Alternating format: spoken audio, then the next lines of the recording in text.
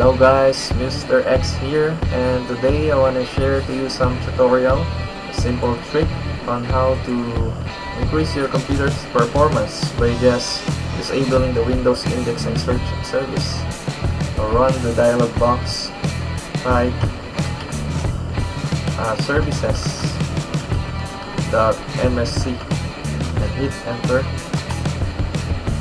and this window will appear, and look for the Windows search.